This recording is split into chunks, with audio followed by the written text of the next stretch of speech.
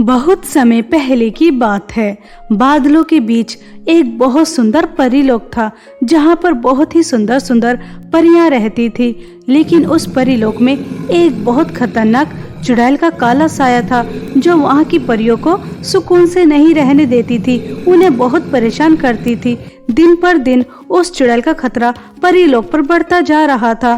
तभी एक दिन रानी परी अपनी तीनों बेटियों को बुलाती है, जिनका नाम सुहाना परी, गरिमा परी और काजल परी था। तीनों बहनें अपनी माँ के पास आती हैं और उनसे कहती हैं, रानी माँ, अचानक आपको हमें परी महल बुलाने की क्या आवश्यकता पड़ गई? आपने तो हमसे कहा था कि हम तीनों बहनों को परीलोक में नहीं आना है, हमें उसी गुफा में रहना है। फिर अचानक आपने हमें क्यों बुलाया? अच्छा ही हुआ सुहाना दीदी कि रानी माँ ने हमें परी महल बुला लिया। गुफा में रहते रहते तो हम बोर हो चुके थे।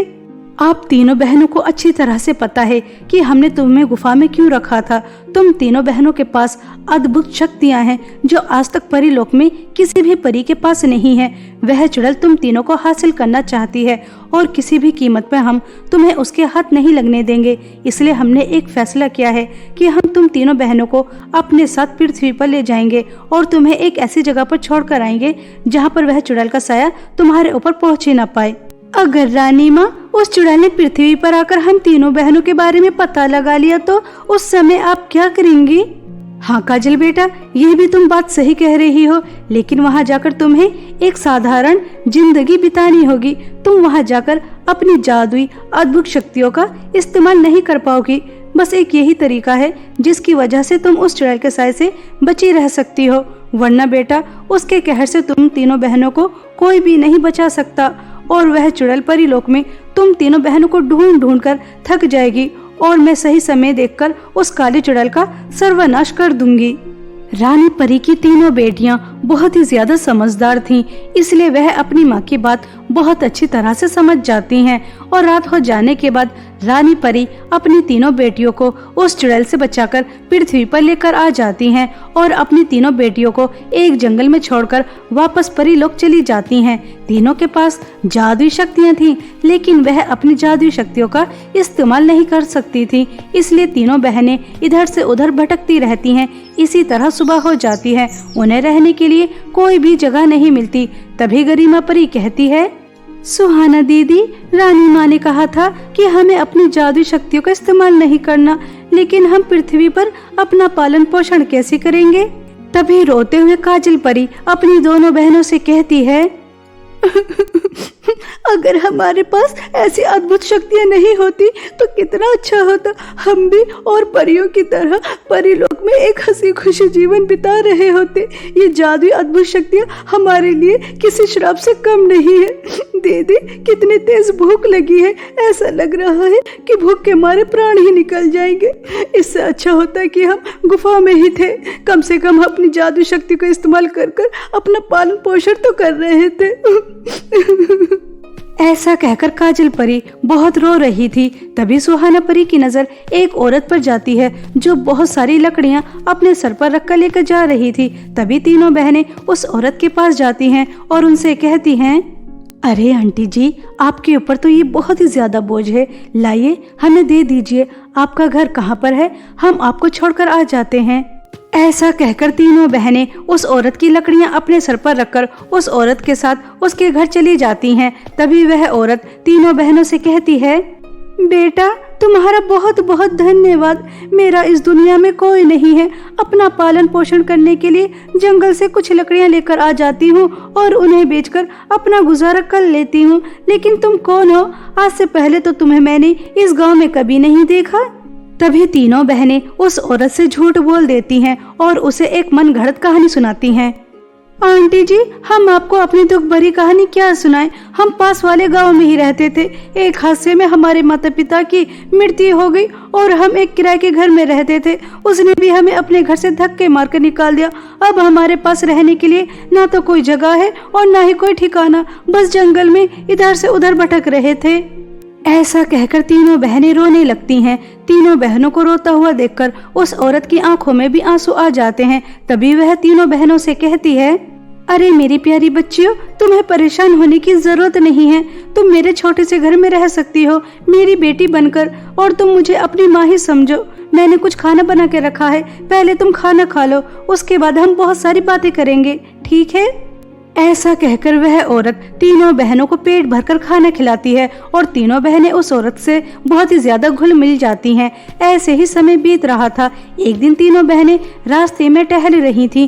तभी वह देखती हैं कि गांव में लोग रो रहे थे। तभी तीनों बहनें उन लोगों के पास जाती हैं और उनसे पूछती हैं, आप लोग क्यों रो रहे हो? क्या कोई परेशानी आ गई?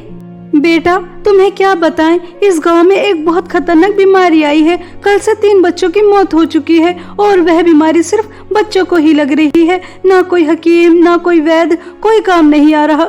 गांव के बच्चों को इस तरह से मरते हुए हमसे नहीं देखा जा रहा। हमारे गांव पर ये क्या मुसीबत आ पड़ी, कुछ भी समझ में नहीं आ रहा बेटा। ऐसा कहकर गांव के सभी लोग बहुत रो रहे थे। गांव की यह परेशानी देखकर तीनों बहनों को बहुत ज्यादा परेशानी हो जाती है। कुछ समय बाद काजल परी अपनी दोनों बहनों से कहती है, दीदी दीदी, आपको कुछ याद आया? एक बार रानी माँ ने कहा था पृथ्वी पर एक गुलाबी समुद्र है और वहाँ एक ऐसा पेड़ है जिसकी जड़ी बूटियाँ बड़ी से बड़ी बीमारी को दूर कर सकती है। अगर हम वह जड़ी बूटी लाकर गांव के बच्चों को खिला दें तो बच्चे बिल्कुल ठीक हो जाएंगे। काजल परी, वहाँ जाना इतना आसान नहीं है। सिर्फ हम तीनों बहनें वहाँ जा सकती हैं क्योंकि हमारे पास अलग अलग तरह की शक्तियाँ हैं, लेकिन हम उन शक्तियों का इस्तेमाल नहीं कर सकते। अगर हमने अपनी शक्तियों का इस्तेमाल किया तो उस काली चुड़ैल को पता चल जाएगा। नहीं, हम वहाँ नहीं जा सकते। मगर हम इस गांव के बच्चों को इस तरह से मरता हुआ भी तो नहीं देख सकते। कल से अब तक 3 बच्चे मर चुके हैं और पता नहीं इस बीमारी से कितने बच्चों की जान चली जाए। नहीं गरिमा परी, हम इतने स्वार्थी नहीं हो सकते। अगर उस काली चुड़ैल को पता चलता है तो पता चल जाए, लेकिन हम गुलाबी समुद्र के पास जाकर वह जड़ी बूटी जरूर लेकर आएंगे।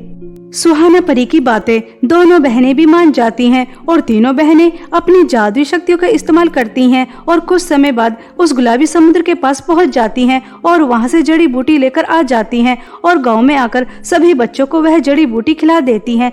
सभी बच्चे वह जड़ी बूटी खाकर बिल्कुल पहले की तरह ठीक हो जाते हैं। गाँव में सभी लोग बहुत ज्यादा खुश हो जाते हैं। तभी वह तीनों बहनों से कहते हैं, बेटा, तुम तीनों बहनें तो हमारे इस गांव के लिए फरिश्ता बनकर आई हो। तुम्हारी जड़ी बूटियों से हमारे सभी बच्चे बिल्कुल ठीक ठाक हो गए। तुम्हारा बहुत बहुत धन्यवाद। हाँ हाँ सरिता बहन, तुम बिल्कुल सही कह रही हो। ये तीनों बहन हमारे लिए फरिश्ता ही बनकर आई हैं। जो काम डॉक्टर और वैद्य नहीं कर पाए वो काम इन तीनों बहनों ने कर दिया। हम तुम्हारा ये एहसान कभी नहीं भूल पाएंगे। तुमने हमारे बच्चों को एक नई जिंदगी दी है।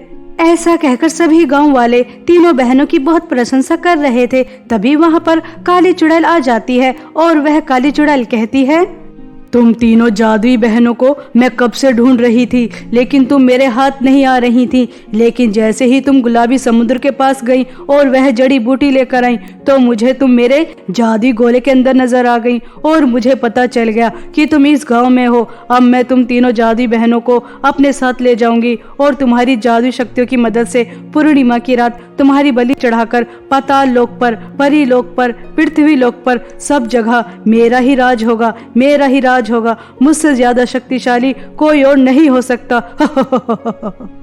ऐसा कहकर काली चुड़ैल तीनों बहनों को अपने साथ लेकर जाने लगती है। तीनों बहनें अपनी जादू शक्तियों का इस्तेमाल भी करती हैं, लेकिन वह काली चुड़ैल के सामने बेबस हो जाती हैं। काली चुड़ैल उन्हें अपनी बंदी बनाकर अपनी गुफा में ले जाती है और सभी गांव वालों को भी पता चल जाता है कि ये तीनों बहनें कोई साधारण इंसान नहीं है, बल्कि परीलोक की 3 जादुई बहनें हैं। और कुछ समय बाद जब इस बात की खबर रानी परी को लगती है तो वह बहुत ही ज्यादा परेशान हो जाती हैं और तुरंत पृथ्वी पर आ जाती हैं। तभी गांव वाले रानी परी से कहते हैं, रानी परी, आपकी बेटी इस गांव के बच्चों को बचाते बचाते खुद मुसीबत में फंस गई। वह काली चुड़ैल उन्हें अपनी गुफा में लेकर गई है और पूर्णिमा की रात तीनों बहनों की बलि चढ़ाने वाली है। आप हमें बताइए कि हम तीनों बहनों को किस तरह बचा सकते हैं। उन्होंने हमारे बच्चों की जान बचाने के लिए अपनी जान की कोई परवाह नहीं की, तो हम भी उनकी जान बचाने के लिए अपनी परवाह नहीं करेंगे। बस हमें आप बताइए कि हम कैसे बचा सकते हैं उन्हें। आप सभी लोगों का इतना प्यार देखकर हमें बहुत अच्छा लग रहा है, लेकिन अब हम कुछ नहीं कर सकते। हम उस काली चुड़ैल को नहीं रोक सकते, क्योंकि उसके पास हमारे पति का जादुई लॉकेट है जो बहुत ही ज्यादा शक्तिशाली है। उस लॉकेट और हमारी तीनों बेटियों की जादुई शक्ति की मदद से ही तो वह इस पूरे संसार पर राज करना चाहती है। ऐसा कहकर रानी परी बहुत रोती हैं और गांव वाले भी तीनों बहनों की वजह से बहुत ज्यादा दुखी हो जाते हैं। तभी कुछ देर बाद वहां पर एक बहुत बूढ़ी और ज्ञानी औरत आती है और वह रानी परी से कहती है, बेटा तुम परेशान मत हो, मेरे पास एक समाधान है। पूर्णिमा की रात को तुम उस काली चुड़ैल के साथ लड़ाई करोगी और तुम उसके साथ तब तक लड़ाई करती रहोगी जब तक 12 से ज्यादा नहीं बज जाते। उस समय मैं गांव वालों के साथ एक पवित्र जल लेकर आऊंगी और उस काली चुड़ैल का सर्वनाश करूंगी। ठीक है, लेकिन ध्यान रहे काली चुड़ैल 12 बजे से पहले पहले कोई भी अपनी विधि शुरू न कर दे। उस बूढ़ी औरत की बातें रानी परी बहुत ज्यादा ध्यान से सुनती हैं और रानी परी और सभी गांव वाले पूर्णिमा की रात का बेसब्री से इंतजार करने लगते हैं। और जैसे ही पूर्णिमा की रात आती है तो रानी परी उस काली चुड़ैल के पास जाती है और वहां जाकर उसके साथ लड़ाई करती हैं। काली चुड़ैल, तुझे क्या लगा था कि मैं अपनी तीनों बेटियों को तेरे पास मरने के लिए छोड़ दूंगी? ऐसा बिल्कुल भी नहीं हो सकता। देख अब मैं तेरा क्या हाल करती हूँ। बेवकूफ रानी परी, क्या तुझे पता नहीं तेरे पति का जादुई लॉकेट मेरे पास है? तू मुझे नहीं रोक सकती। आज तो तेरी तीनों जादुई बेटियों की बलि में चढ़ाकर ही रहूंगी, मुझे कोई नहीं रोक सकता। रानी परी चुड़ैल के साथ लड़ाई करती रहती हैं और उसे बातों में उलझाए रखती हैं। और जैसे ही 12:01 होती है तभी गांव वालों के साथ वह बूढ़ी औरत आ जाती है और काली चुड़ैल के ऊपर पवित्र जल छिड़क देती हैं, जिस जल की वजह से वह काली चुड़ैल जलकर राख हो जाती है। काली चुड़ैल को जलता हुआ देखकर तीनों बहनें बहुत ही ज्यादा खुश होती हैं और वह सही सलामत काली चुड़ैल के चंगुल से बचकर बाहर आ जाती हैं। सभी गाँव वालों को धन्यवाद कहती हैं। आप सभी गांव वालों का बहुत बहुत धन्यवाद। आज आपकी हिम्मत और ताकत की वजह से हम तीनों जादुई बहनें उस काली चुड़ैल के चंगुल से हमेशा हमेशा के लिए आजाद हो गईं। बेटा, यह सब कुछ तो तुम्हारी अच्छाइयों की वजह से हुआ है। तुमने अपनी जान की परवाह भी नहीं की और तुमने हमारे गांव के बच्चों की जान बचाई। ये सब कुछ तुम्हारे नेक दिल और अच्छाइयों की वजह से हुआ है। उस काली चुड़ैल को हमने नहीं बल्कि तुम्हारी अच्छाइयों ने मारा है। गांव वालों को इतना ज्यादा खुश देखकर रानी परी अपनी तीनों जादुई बेटियों से कहती है, हम चाहते हैं कि आज तुम अपनी जादुई शक्तियों का भरपूर इस्तेमाल करो।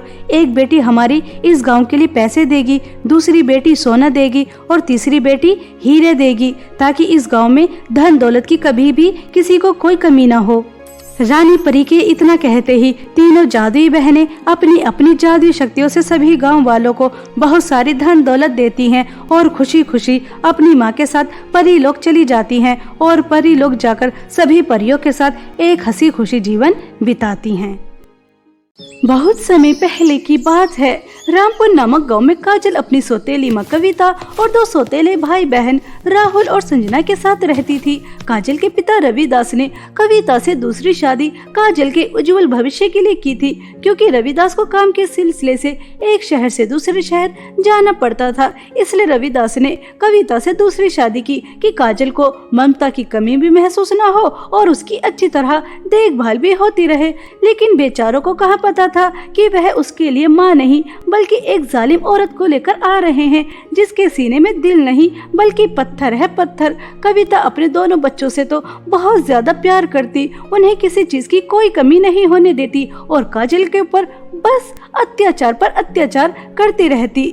ऐसे ही समय बीत रहा था और एक दिन काजल के पिता भी उसे हमेशा हमेशा के लिए छोड़कर चले जाते हैं। काजल के पिता की मृत्यु के बाद काजल की सौतेली माँ उसके ऊपर और भी ज्यादा अत्याचार करना शुरू कर देती है। ऐसे ही एक दिन कविता काजल से कहती है, मनहूस, अगर झाड़ू पोंछा हो गया हो तो मेरी बात सुन। कुछ समय पहले मुझे तेरे बाप ने बताया था कि तूने फैशन डिजाइनिंग का कोर्स किया है, तुझे बहुत अच्छे अच्छे कपड़े डिजाइन करने आते हैं। हाँ माँ, पिताजी ने आपसे बिल्कुल सही कहा था, मुझे बहुत अच्छे कपड़े डिजाइन करने आते हैं। पिताजी की मृत्यु से पहले मेरी उनसे बात हुई थी, वह कह रहे थे इस बार आकर वह मेरा बुटीक खुलवाएंगे। मैं बहुत खुश थी, मेरा भी सपना था, लेकिन इससे पहले मेरा बुटीक खुलता पिताजी हमेशा के लिए मुझे छोड़कर चले गए। लेकिन माँ, आप अचानक क्यों पूछ रही हैं? वो इसलिए मनहूस क्योंकि अब तेरा बाप तो जिंदा बचा नहीं है, जिसकी कमाई आती थी, जिससे हमारे घर के खर्चे पूरे होते थे, अब वो मर चुका है। मैंने तो उस बुढ़े से शादी इसलिए की थी कि उसकी सैलरी अच्छी थी, लेकिन मुझे क्या पता था कि इतनी जल्दी बुढ़ा स्वर्गवास हो जाएगा। मैंने तेरे गाँव में एक अच्छे बुटीक में बात की है, सैलरी भी अच्छी मिल जाएगी, तो तू वहाँ जाकर काम करेगी, समझ रही है ना? माँ, मैं नौकरी करने तो चली जाऊंगी, लेकिन जिस तरह से आप पिताजी के बारे में बोल रही हैं, मुझे बिल्कुल भी अच्छा नहीं लग रहा। वो तो आपसे कितना प्यार करते थे, आपको कितना सम्मान देते थे, और अब वह इस दुनिया से चले गए तो आप उनके बारे में ऐसा कह रही हैं। आपको ऐसा नहीं कहना चाहिए। अब वह इस दुनिया में नहीं रहे, उनकी आत्मा को कितनी ठेस पहुंचेगी जब वो आपको इस तरह से बात करते हुए सुनेंगे। काजल के इतना कहते ही उसकी सौतेली माँ को बहुत ज्यादा गुस्सा आ जाता है और वह काजल की बिना गलती के उसकी बहुत ज्यादा पिटाई करती है और उससे कहती है, आई बड़ी अपनी बाप की चमची, मुझे इससे कोई फर्क नहीं पड़ता कि तेरा बाप मेरे बारे में क्या सोचेगा। मैंने जो कह दिया उस पर गौर कर। और हाँ महारानी, ये मत सोच लेना कि अगर तू बाहर नौकरी करने जाएगी तो तेरा घर के कामों से पलड़ा झड़ जाएगा। सुबह जल्दी उठना और घर के सारे काम खत्म करना, झाड़ू पोंछा सफाई और हम तीनों के लिए नाश्ता, और उसके बाद बुटीक पर जाना और बुटीक से वापस आ जाएगी तो हम तीनों के लिए खाना बनाएगी। नौकरी करने के साथ साथ घर के सारे काम भी तुझे ही देखने हैं।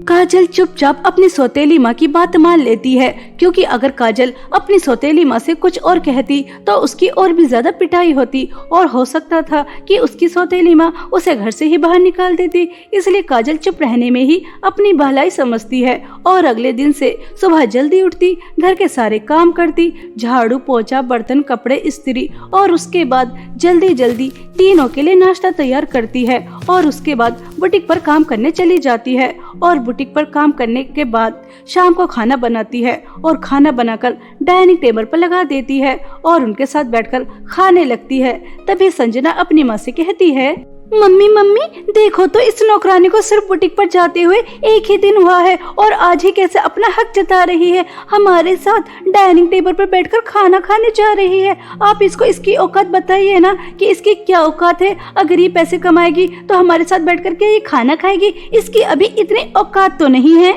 हाँ हाँ संजना बेटा, तो बिल्कुल सही कह रही है, ये मनहूस कुछ ज्यादा ही हवा में उड़ रही है। और तू सुन नौकरानी, जब तुझे अच्छी तरह से पता है कि जब हम खाना खा लेते हैं हमारे आगे की थाली का बचा कुचा तू खाती है, तो फिर आज कैसे हमारे साथ खाना चाहती है? 4 पैसे कमाने लगी है तो तू हमारे साथ खाना खाएगी? चुपचाप वहाँ खड़ी हो जा, जब हम खा लेंगे तो हमारे आगे का बचा कुचा खा लेना। ये मत सोच लेना कि तू नौकरी करने लगी है तो मैं तुझे अपनी बेटी समझ लूंगी। तू सौतेली है तो सौतेली ही रहेगी, मेरी बेटी नहीं बन जाएगी। मनहूस।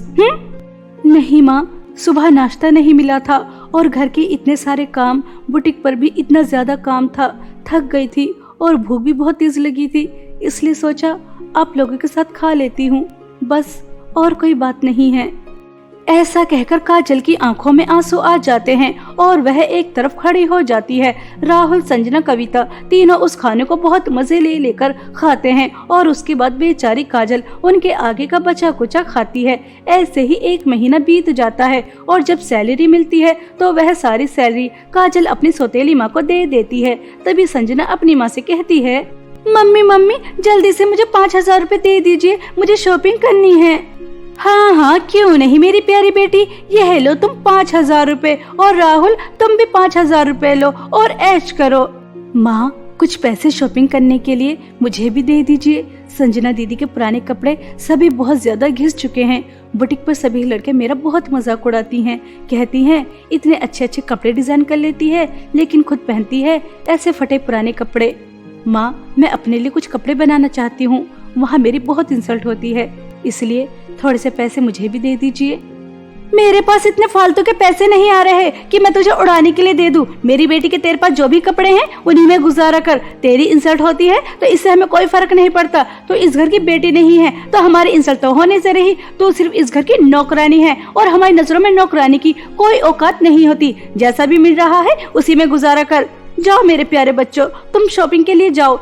और तू सुन मनहूस, मेरे लिए जल्दी से कॉफी बना के लेकर आ, सर में दर्द हो रहा है। मुझे भी पैसे दे दीजिए। ऐसा कहकर काजल की सौतेली माँ काजल की ही कमाई के पैसे उसे नहीं देती और अपने बच्चों को शॉपिंग करने के लिए दे देती है। काजल को इस भेदभाव से बहुत ज्यादा तकलीफ होती है और वह रोते हुए अपनी सौतेली माँ के लिए कॉफी बनाने के लिए चली जाती है। ऐसे ही एक दिन काजल की बहुत अच्छी दोस्त काजल से मिलने आती है। अरे यार काजल, तुझे क्या हो गया? तू तो बहुत ज्यादा पतली दुबली हो गई, पहले तो बहुत गोल मटोल थी। कुछ नहीं सपना, बस यह समझो जिंदा हूँ, मरी नहीं, वरना मेरी सौतेली माँ ने तो मुझे मारने का पूरा प्लान बना लिया है। खैर यह सब छोड़ो, तुम बताओ इतने दिन बाद मुझसे क्यों मिलने आई हो? काजल, हमारे गांव में फैशन वीक होने वाला है। सपना, यह तो बहुत अच्छी बात है। हाँ काजल, कह तो तुम बिल्कुल ठीक रही हो, अच्छी बात है, लेकिन मेरी पूरी बात तो सुनो। फैशन वीक में साड़ी कंपटीशन है और तुम तो मेरे घर के हालात अच्छी तरह से जानती ही हो।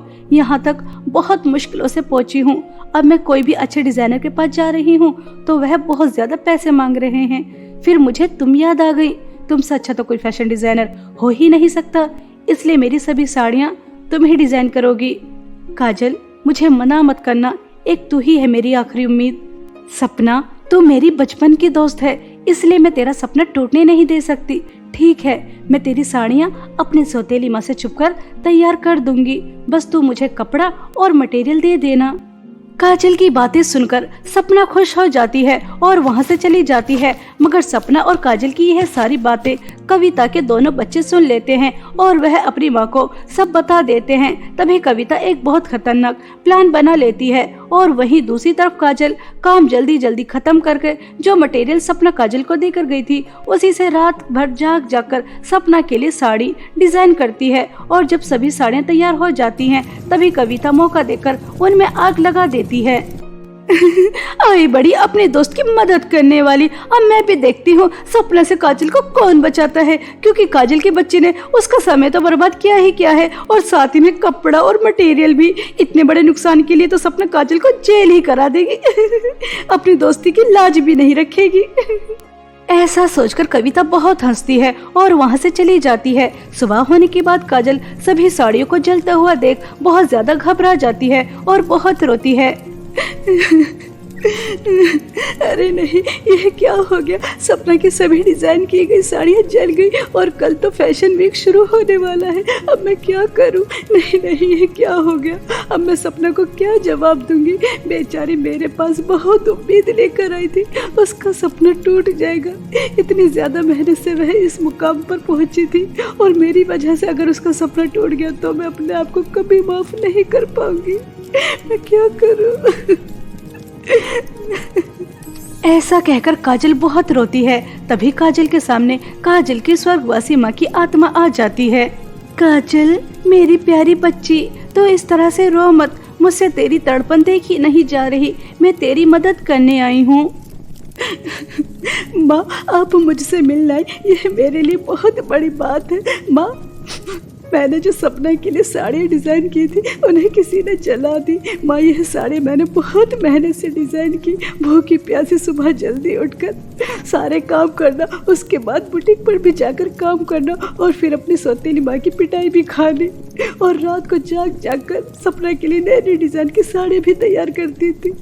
लेकिन फिर भी किसी ने मेरी सारी मेहनत पर पानी फेर दिया। हाँ मेरी प्यारी बच्ची, मुझे सब पता है, स्वर्ग से मैं सब देखती हूँ, तेरे ऊपर कितना अत्याचार हो रहा है। मगर बेटा, तू परेशान मत हो, आज मैं तुम्हें एक जादुई साड़ी देती हूँ जिसकी मदद से तुम तरह तरह की नई नई डिजाइन की साड़ियाँ मांग सकती हो।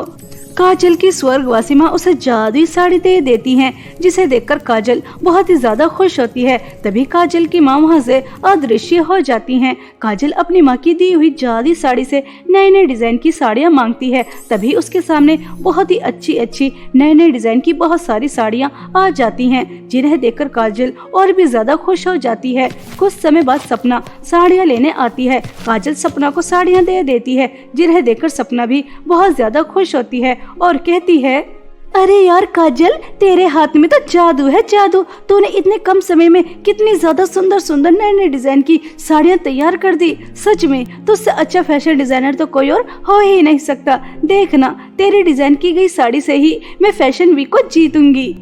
सपना खुशी खुशी अपनी साड़ियाँ ले जाती है। यह देखकर कविता आग बबूला हो जाती है। तभी कविता सोचती है, यह कैसे हो सकता है? मैंने तो सभी साड़ियाँ जला दी थी, फिर इस मनहूस ने इतनी जल्दी इतनी सुंदर साड़ियाँ कैसे तैयार कर दी? ऐसा सोचकर कविता काजल के पास जाती है और काजल को जोर से थप्पड़ मारकर उससे पूछती है कि उसने इतनी जल्दी इतनी सुंदर साड़ियाँ कैसे तैयार की। तभी काजल कविता को सब सच बता देती है। माँ, मुझे मेरी स्वर्गवासी माँ ने एक जादुई साड़ी दी थी, जिसकी मदद से मैंने सुंदर सुंदर नए नए डिजाइन की साड़ी मांगी। काजल की बातें सुनकर कविता को लालच आ जाता है। कविता काजल को एक और जोर से थप्पड़ मारती है और उससे जादुई साड़ी छीन लेती है और उसे धक्के मारकर घर से बाहर निकाल देती है। अब मेरे हाथ में जादुई साड़ी है, जिसकी मदद से मैं बहुत अमीर हो जाऊंगी और अब मुझे तुझ जैसी मनहूस लड़की की कोई जरूरत नहीं है। चल मनहूस, मेरे घर से 9-2-11 हो जा, वरना मैं चोरी के इल्जाम में तुझे पुलिस के हवाले कर दूंगी। मेरे घर की तरफ मुंह उठाकर भी मत देख लेना। कविता काजल से वह जादुई साड़ी छीनकर उसे धक्के मारकर निकाल देती है। बेचारी काजल रोते हुए घर से चली जाती है और सड़क के किनारे बैठकर बहुत रोती है। तभी वहाँ से सपना गुजर रही होती है और वह काजल को देखकर उससे कहती है, काजल, तू यहाँ बैठकर क्यों रो रही है? तुझे पता नहीं आज फैशन वीक का लास्ट डे है। चल मेरे साथ देखना, विनर तो मैं ही होंगी, क्योंकि अब तक मैं फर्स्ट रैंक पर हूँ। सपना काजल को अपने साथ ले जाती है। सपना की सभी साड़ियाँ बहुत ही ज्यादा सुंदर लग रही थी, जिस वजह से सपना ही फैशन वीक की विनर होती है। फैशन वीक जज करने एक बहुत बड़ी मशहूर एक्ट्रेस आई हुई थी। तभी वह एक्ट्रेस सपना से कहती है, सपना, मुझे तुम्हारी साड़ियाँ बहुत ही ज्यादा पसंद आई, क्या तुम मुझे अपने फैशन डिजाइनर से मिलाना चाहोगी? सपना काजल की तरफ इशारा कर देती है और उस एक्ट्रेस को बता देती है कि उसकी फैशन डिजाइनर कोई और नहीं बल्कि काजल ही है। वह एक्ट्रेस काजल से मिलकर बहुत खुश होती है और कहती है, काजल, वाकई में तुम बहुत अच्छी फैशन डिजाइनर हो। आज से पहले मैंने इतनी सुंदर सुंदर साड़ियाँ नहीं देखी। मैं तुम्हें अपने साथ मुंबई लेकर जाना चाहती हूँ, वहाँ जाकर तुम बहुत नाम कमाओगी।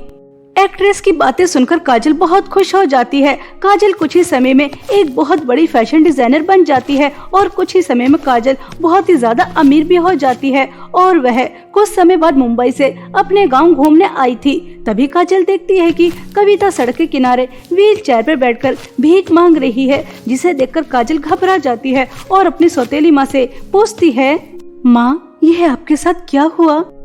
काजल, मैंने तेरे ऊपर कितना जुल्म और अत्याचार किया था, बस उसी की सजा है। मैंने तुझसे जादुई साड़ी छीनकर तुझे घर से धक्के मार कर निकाल दिया। ये भी नहीं सोचा कि हमारे सिवा तेरा कोई नहीं है, मगर मैं शायद भूल गई थी, जिसका कोई नहीं होता उसका ऊपर वाला होता है। यह सब कुछ जादुई साड़ी ने किया। जादुई साड़ी से साड़ियाँ नहीं बल्कि सांप और बिच्छू निकल कर आए, जिसके डसने की वजह से मेरे दोनों बच्चों की मृत्यु हो गई और मैं अपाहिज। इलाज कराने में घर बार सब कुछ चला गया, कुछ नहीं बचा। बेटा, हो सके तो मुझे माफ कर देना। कविता बहुत ज्यादा रो रो कर काजल से माफी मांगती है। काजल अपनी सौतेली माँ को माफ कर देती है और उन्हें अपने साथ मुंबई ले जाती है और अपनी सौतेली माँ के साथ एक हंसी खुशी जीवन बिताती है।